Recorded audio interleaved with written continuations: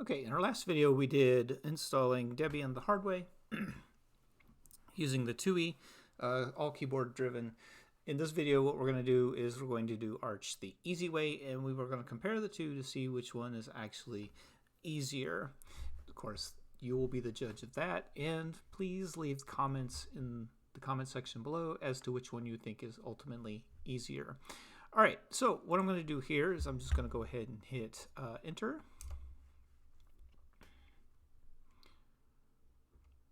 And once this comes to the command prompt, what we're going to do is we're going to download an installer script or helper script called archfi. And that's how this is going to be easier. So instead of going through the Arch way, which is more complex, we're going to do it easier than that and just do it the easy way. So I'm going to do a Control L to clear the screen. I'm going to do a curl dash capital L-O, and then this is going to be archfi.sf.net/archfi. And SF is SourceForge, by the way. So download that real quick, and then we're going to sh the archfi script. Okay, so we're going to set up our language, which is English. Keyboard layout, we need to go all the way to the bottom and then up to US. We choose our editor as Nano. Disk partitions, we're going to do it automatically, and we're just going to choose, we can choose either one of these we want, doesn't matter. This is a 120 gig drive, so either one will work. You have to have GTP or GPT if you have more than 2 terabytes on your drive. Otherwise it won't see anything larger than 2 terabytes per partition. Or yeah. Anyway, so we're going to go ahead and do DOS and hit enter, and yes, it's going to set everything up by itself automatically, create swap, root partitions, all that stuff. A lot of this stuff we're just going to hit enter, enter, enter, back. Select partitions. Now, when it created those partitions, obviously it hasn't listed the partitions, or it's listing them here as VDA 1, 2, and 3, but what are they? The script is smart enough that it's going to ask you the questions in order. Like it's going to say, select the boot device, and it's going to highlight the boot device already, which is FDA1. So I can hit enter, enter, enter, enter, just like that, enter. All right, now we're going to format the devices, yes, and then we're going to do it again, enter, enter. And now here's where you get the option. You can do BetterFS, or you can do ext4. Personally, I like ext4. It's been around longer. It's more stable. Even though ButterFS, or BetterFS, however you want to pronounce that word, is more robust and is more modern. Choice is yours. Enter. Now we're going to install and config. I'm going to do parallel downloads here of 5, and that'll come in handy a little later. You'll see why. Okay, so we're going to install boot, or install Arch. We're just going to use the standard kernel. Don't need any of those. And as you can see, this downloading is downloading 5 at a time instead of 1 at a time. So it's going to make the installation go a lot faster. And you're okay to do this if you have a broadband connection. If you don't have a broadband connection, you might want to stick with the 1 at a time and go to lunch or something. Go ahead and let this finish. It shouldn't take that long. And a lot of the stuff it's automating right now is stuff that are individual steps in the instructions, which is why this is the easy way. We have a script that's doing most of the stuff for us. All right, so to configure Arch, we're going to go ahead and set a host name of just Arch. RP console is going to be US.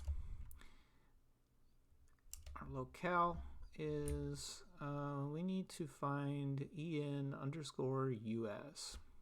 And right there it is. EN for English, US for our location. Okay, I'm going to set our time. It's in America. Chicago is going to be Central Time. TC. All right, set our root password.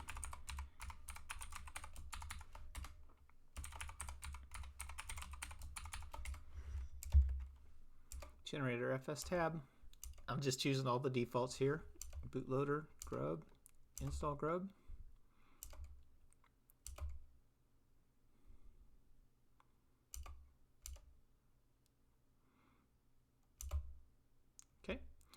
I'll do that again because I went through it really quick.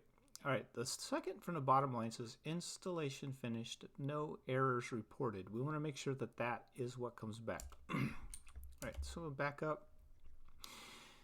And here are extras, like you can choose what you want to install, extra.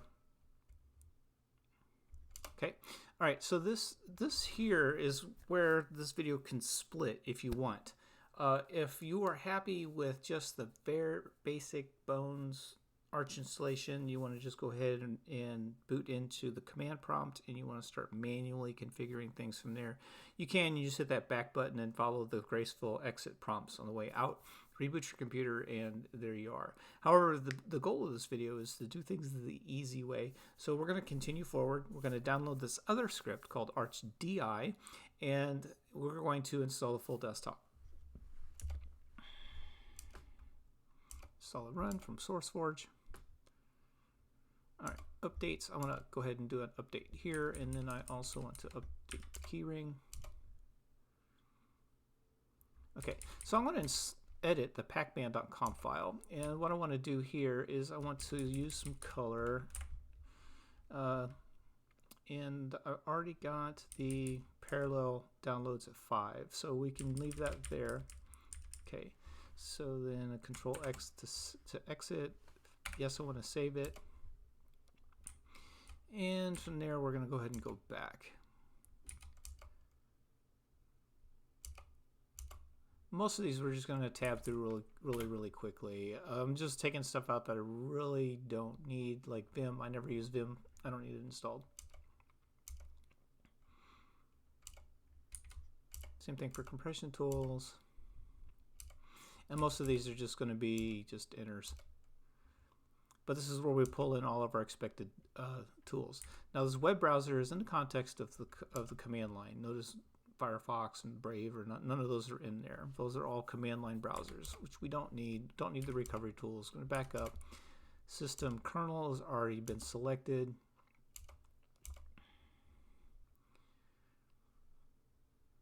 But this has installed the headers for us. Back. Services. I don't need OpenSSH started, so we'll just go ahead and enter through these. And this is running the Making It IO, all of this stuff. It's everything that you would normally see in the installation instructions. This is taking care of all of that for us. I don't need that. So these will just go ahead and go through here. The file system. If you plan on dual booting, what you want to do is make sure you select OS Prober. Otherwise, it won't detect your other operating system, like Windows or any other version of Linux. The rest of this is going to be okay. We'll go ahead and install them.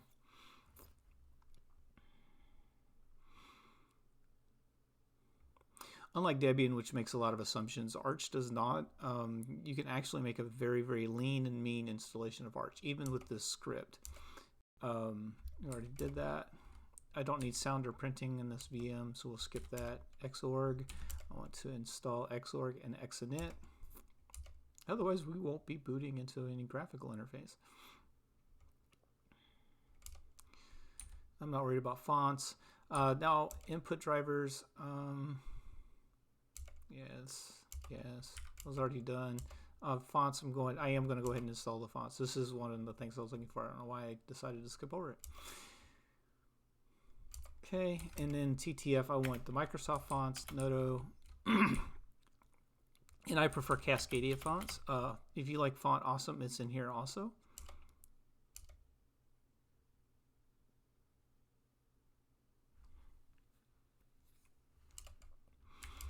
All right. Now for video drivers, you have two choices, open source or proprietary. On the open source side, there's your AMD drivers if you have an AMD card. Here's your Intel if you have an Intel card. There's Novo if you want to use the open source version of NVIDIA. You can also do VMware if you're installing this in a VMware hypervisor such as ESXi or that kind of thing. We don't need any of those. On the proprietary side of things, here's your NVIDIA drivers. There's your virtual box guest utilities, but you don't need any of those either. Okay, so for the desktop environment, we're just going to go ahead and use the Plasma 5. And I'm just hitting enter, enter, enter, enter, enter. And I'm going to go ahead and pause the video here while this installs. It's going to take a few minutes. Okay, so now that that is done, we are going to do SDDM. That is our graphical login screen. Okay, KDE applications. We're just going to install the full Meta package. That way we don't have to worry about anything else. Like I said, this is the easy way of doing things. It's just to install everything. And also I'm going to pause again because this also takes a couple minutes. But notice how it's downloading 5 packages at a time instead of 1. Okay, so now that that is done, go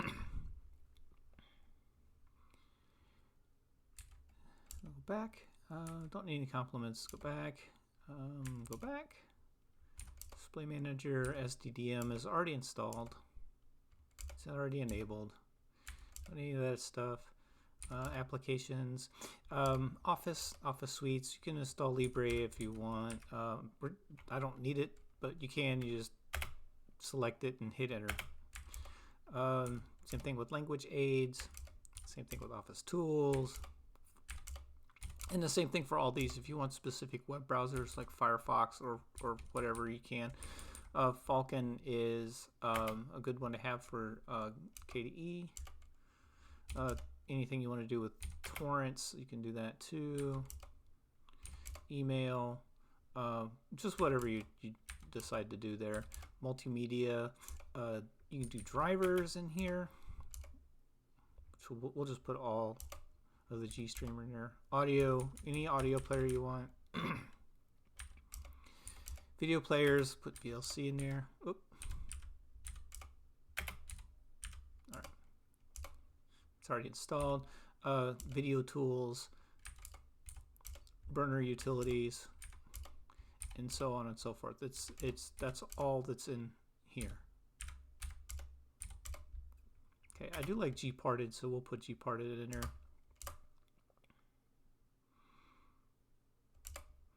Okay, and I don't use Pacman GUI, so we leave that alone. Back, config. This is where you can actually run through and do any of your configuration you want, install firewalls, user accounts, that kind of thing. But we're done with that. So we're going to go back, all the way back to unmount, back, reboot, and we're going to reboot. When this boots back up, we are going to be on our login screen, as promised. Okay, so this is going to create a little bit of a caveat. Now, in that installer script, what we could have done is we could have went ahead and added our first user there. Okay, but let's say you forgot that. Okay, I intentionally skipped it, but let's say you forgot it. Notice there's no users here, no who can log into this thing.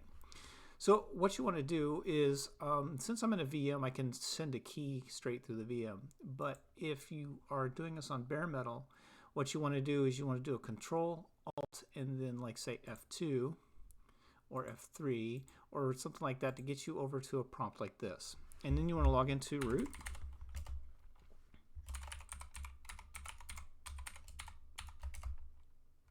All right, and then you're just going to do a user add -m your user, and then password, PASSWD, your user,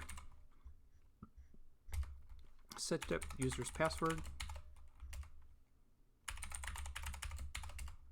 Okay, and then just reboot.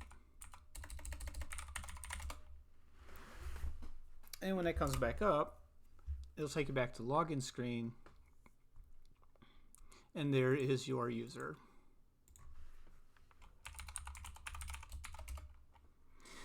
Now, it was easier to do that in the script, but a lot of times things get missed. So I just wanted to do that to show you that it's not all lost. You don't have to start all over again. So on this here, we're just going to skip this part, and you are actually on the desktop. You are on the KDE Plasma desktop. I'm going to show alternatives, this applications menu. And what I want to do is go to Arch, Okay, LTL at arch, df-h, just like we did in the last video. And we're using a total of 12 gigs, which isn't bad for a complete installation of Plasma 6. Okay. Did I get NeoFetch? I did not. All right, so what we're going to do is we'll go ahead and install NeoFetch real quick. So it'll be a sudo pacman. Let's do a system upgrade first.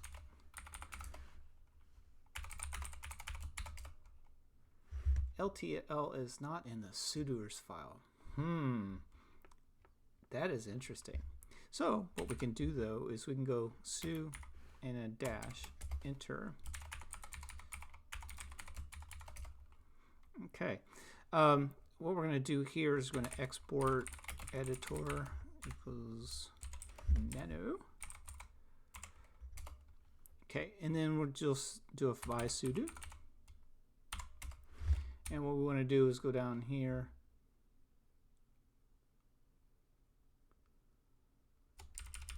and for our sudo users, I want to uncomment that.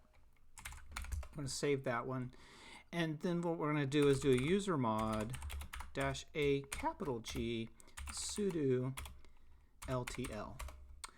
The sudo group doesn't exist. Well, that's easy enough. We want to do a add group sudo. Oh, group add, sorry. Sudo. See, everybody makes mistakes every once in a while. All right, now we're going to do user mod -a capital G LTL group first, sudo, and then the user. Much more gooder. All right, so when we exit back out of this LTL, if we type groups though, notice that sudo's not on here. Now, what we want to do is type new group, NEWGRP, and then sudo. And if we do groups again, now we're there, we're back. All right, so let's try that one more time. Sudo pacman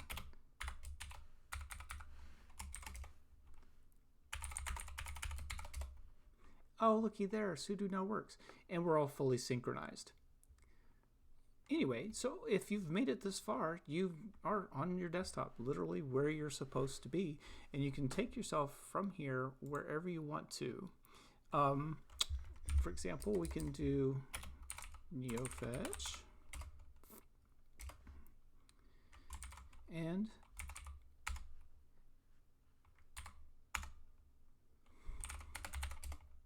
there we go, on Arch. Anyway, if you like this video, make sure you stay tuned for others.